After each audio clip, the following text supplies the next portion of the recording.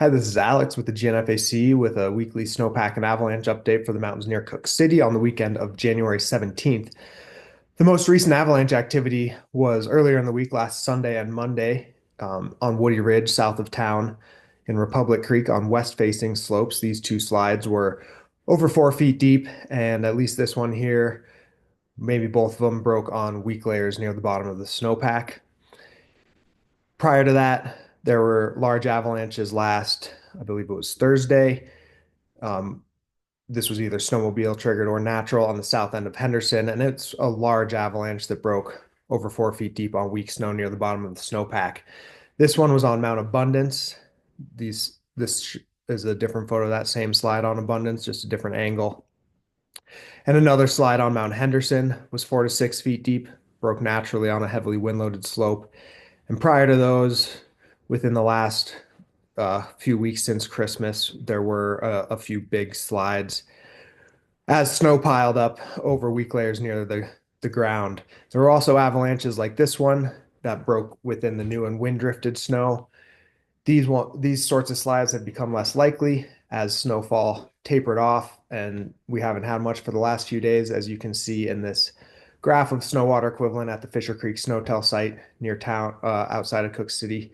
And at the end there, that flat line is showing not much snow over the last week. However, prior to that, we did have 4 feet of snow or more over the 2.5 weeks between Christmas and earlier this week. So, and then wind has been moderate, mostly out of the west and northwest, and has been drifting that snow into thicker slabs.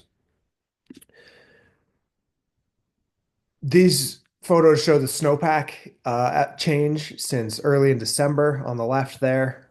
A weak layer of surface hoar and facets were buried a couple feet off the ground. And you can see about a month later, they are now buried 4 feet or more deep. So thick slabs of snow rest over those weak layers and have caused those deep, dangerous avalanches. This weekend, we expect a few inches of snow tonight and tomorrow, a few more tomorrow, with light to moderate wind out of the northwest and west, and it's going to be cold. Temperatures in the below 0 to single digits Fahrenheit. The avalanche danger is currently moderate. Those large avalanches are possible to be triggered by skiers or snowmobilers. They'll be similar to those photos I showed, 4 feet deep or more, hundreds of feet wide, and running long distances with big piles of debris. So you can either avoid slopes steeper than 30 degrees, or if you do go into avalanche terrain, you accept that there's a risk of triggering a big slide, and you should hedge your bets by following safe travel protocols of traveling only one at a time into steep slopes or below steep slopes, and make sure everyone carries rescue gear.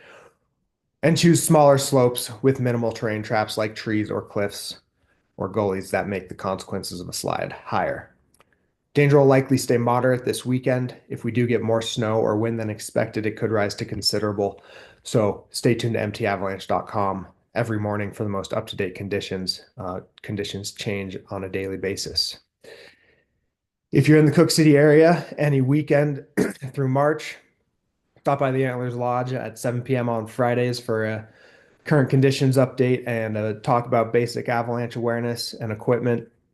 And if you're or swing by the Round Lake Safety Shelter on Saturdays between 10 to 2. We have an instructor there who just stop by for 15 to 20 minutes, and they will run you through a quick beacon search or rescue drill or answer any questions about avalanches, current conditions, or avalanche terrain or anything. So thanks for checking in this week. Have fun out there and stay safe.